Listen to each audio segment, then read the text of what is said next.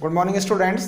हम आपको अंग्रेजी सिखाने के लिए आज से एक शुरुआत कर रहे हैं। तो आपको हम सिखा रहे हैं आज से टेंस का मतलब है वर्ब फॉर्म। अर्थात आप इस टेंस की जानकारी लेकर के कॉम्पिटिटिव एग्जाम में जितने भी क्वेश्चंस आते हैं उनके आंसर आप सही से लिख सकते हो। तो आप बिगिनर हैं, एडवांस हैं, या आप किसी भी कॉम्पिटिटिव एग्जाम की तैयारी कर रहे हो, तो हम आपको यहाँ सिखा रहे हैं क्रिया का सही रूप भरना। ये कई सारे एग्जाम में आता है, हम लोग वहाँ गलती कर बैठते हैं। तो इस सीरीज में हम शुरू करेंगे आज प्रेजेंट इंडेफिनिट टेंस। जैसा कि हमने आपको यहाँ व्हाइट बोर्ड पे लिखा हुआ है, यहाँ से आप देख करके जानकारी ले सकते हैं। और इसको पूरा होने के बाद हम आप लोगों को एक एक्सरसाइज भी देंगे। अर्थात आप जानेंगे यहाँ पर हम प्रेजेंट इंडेफिनिट टेंस से लेकर के कंटिन्यू पूरे 12 टेंस तक आपको सिखाएंगे। उसके बाद आपको मिलेगी एडिशनल रूल की जानकारी। तो ये पूरा करेक्ट फॉर्म की वर्ब की नॉलेज लेकर के आप लोग किसी भी एग्जाम में क्रिया का सही रूप भरना, सेंटेंस को बनाना, उस सेंटेंस को सही तरीके से समझना आदि जानकारी आप ले सकते हो। तो आइए जानते हैं, देखते हैं व्हाइट बोर्ड की ओर। शुरुआत में लिखा हुआ है correct form of the verb, अर्थात क्रिया का सही रूप भरना।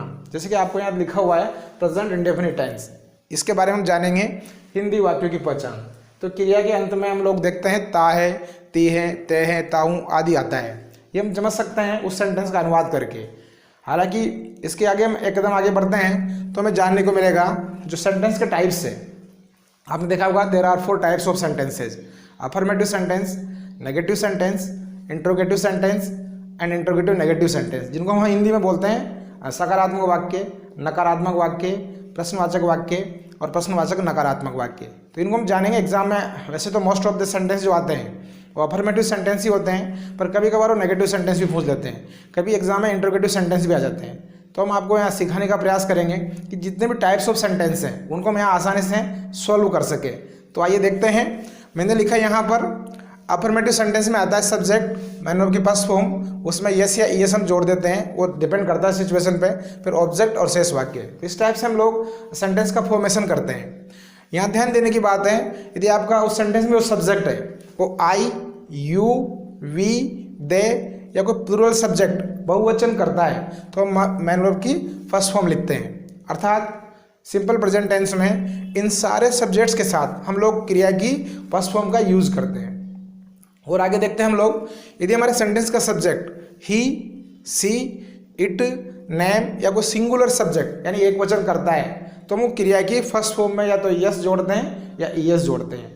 अब जनरली हम लोग उस वर्ब में यस जोड़ देते हैं, पर एक ध्यान देने की बात है बिल्कुल कि आपकी उस क्रिया के अंत में CH, SH, O, Z, S, double S या X हो तो हम लोग फिर ES जोड़ते हैं। तो इसी टाइप से पूछता है एग्जाम में, ऐसी कोई वर्ब देगा यहाँ पर इस टाइप से तो फिर आपको ES जोड़ना पड़ता है।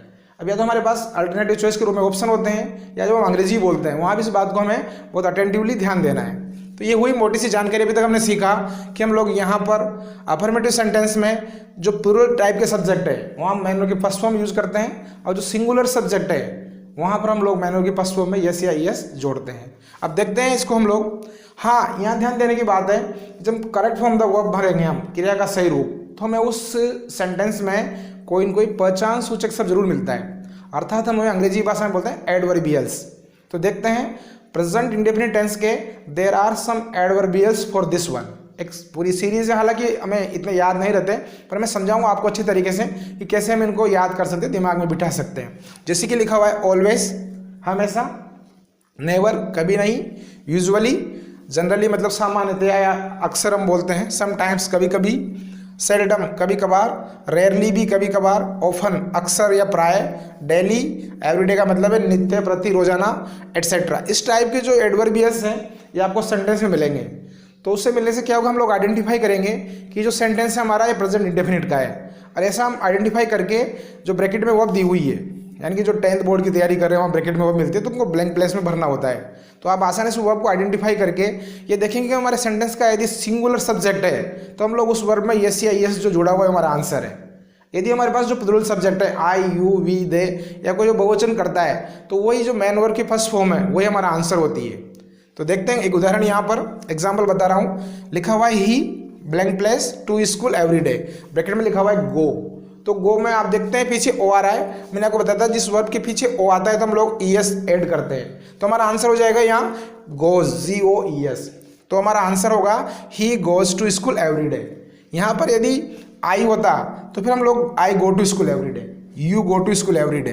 तो यहाँ से आप देखेंगे बहुत से बच्चों को यही प्रॉब्लम आती है, चाहे आप बिगिनर हैं, आप 5th क्लास में हैं, आप 6 से लेकर 10 तक पढ़ रहे हैं, 12 तक है, या 12वीं के बाद किसी भी कॉम्पिटिटिव एग्जाम की तैयारी कर रहे हैं जहां पर ये टॉपिक है, तो आसानी से आप लोगों को हम बिगिनर के रूप में सिखा रहे हैं कि आप लोग यहां से आई यू वी दे बहुवचन कर्ता को आइडेंटिफाई कर लें, तो आपका जो फर्स्ट फॉर्म वही आपका आंसर होगा।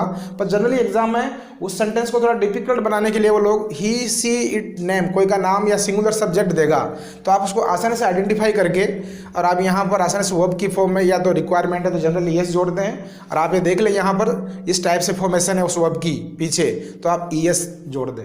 पर इतना सिंपल तो ये बिगिनर के लिए है, 10th तक। हम एक कदम आगे बढ़ेंगे तो आपको यहाँ जानने को मिलेगा कि कभी कभार एग्जाम में नेगेटिव सेंटेंस भी आ जाता है। अब उसको आइडेंटिफाई कैसे करें? जनरली ये लिखा हुआ है, देखिए आप, नॉट कॉमा फॉलो, तो इससे आइडेंटिफाई हो रहा है कि ये नेगेटिव सेंटेंस की रिक्वायरमेंट कर रहा है। तो उदाहरण देखिए, generally we blank place traffic rules, मतलब हुआ कि सामान्यतः हम ट्रैफिक रूल्स को फॉलो नहीं करते हैं। अब इससे समझ में आया कि नेगेटिव सेंटेंस बनेगा। अब नेगेटिव सेंटेंस के लिए आपको यहाँ रिक्वायरमेंट है जानना कि प्रेजेंट इंडेफिनिट टेंस में हम डू नॉट या डज नॉट लगाते हैं। जैसे भी आपको मैंने सिखाया यहाँ कि हम प्लूरल सब्जेक्ट के साथ फर्स्ट फॉर्म जोड़ते हैं, तो वैसे हम यहाँ डू नॉट का यूज़ करेंगे, और जो सिंगुलर सब्जेक्ट है हम डज नॉट का यूज़ करेंगे। तो देखिए यहाँ आपका सब्जेक्ट है ब्लैंक प्लेस के पहले वी, तो वी के साथ आएगा डू नॉट, तो आप पहले लिखेंगे डू नॉट, डू लिख देंगे, नॉट यही है, तो we do not follow traffic rules, तो हमारा आंसर करेक्ट हो जाएगा। तो इस टाइप से आप देख लें कि जो सेंटेंस है अफर्मेटिव है नेगेटिव है। कभी कभार डब्ल्यूएच वर्ड जो होते हैं उनको आगे लिख देगा, हेल्पिंग वर्ब को आगे लिख देगा, तो भी हम समझ सकते हैं कि यदि वो हमारा प्रश्नवाचक वाक्य है तो भी हम समझ लेंगे कि वो डिपेंड करेगा हमारे सेंटेंस पे। अब विशेष प्रयोग भी होते हैं, इतना जानने के बावजूद भी अब जो सारी जानकारी हमने ली इसका हम एक्सरसाइज आपको एक और ऐड करके देंगे बाद में, तो हमारे यूट्यूब चैनल पे आपको मिलेगा सारा ज्ञान। तो इसके बाद हम जानेंगे कुछ एडिशनल बातें, क्योंकि एग्जाम में इतना कुछ पढ़ने के बावजूद भी सब टिपिकल सिचुएशन होती है, यानी स्पेशल यूजेज, कुछ विशेष प्रयोग भी है। जनरली जो अखबार की हेडलाइंस होती है उसी टेंस में होती है, और भी हम देखते हैं कुछ विशेष प्रयोग। यूनिवर्सल ट्रूथ, सदा सत्य बात, यानी कोई यूनिवर्सल ट्रूथ बात आई है तो आपको ये एडवर्बियल्स नहीं मिलेंगे उसमें, फिर भी आपको आइडेंटिफाई करना है कि ये सेंटेंस इसी टेंस का वाक्य है। जैसे कि मैं आपको बताऊं, the sun blank place in the east, और लिखा हुआ है राइज, सूर्य पूर्व में उदय होता है। अभी दिस इज यूनिवर्सल ट्रूथ, तो आपको आंसर बनेगा the sun rises in the east. इसको ऐसे दे सकते हैं, द सन खालिस्तान इन द वेस्ट, सूर्य पूर्व में पश्चिम में अस्त होता है, तो आप यहाँ लिख सकते हैं सेट्स, SET में यस जोड़ दो, तो हमारा आंसर होगा the sun sets in the west. तो ये यूनिवर्सल ट्रूथ टाइप की बात है। 2 and 2 मैक्स 4, 2 और 2 4 होते हैं, तो 2 and 2 ये दोनों एक यूनिट है। भले आपको प्लूरल जैसा लग रहा है, पर आपके ब्रैकेट में आपके आंसर जो होंगे ऑब्जेक्टिव होगा make, will make, making, makes, तो आपको आइडेंटिफाई करना है कि वहाँ आंसर बनेगा हमारा 2 and 2 मैक्स 4।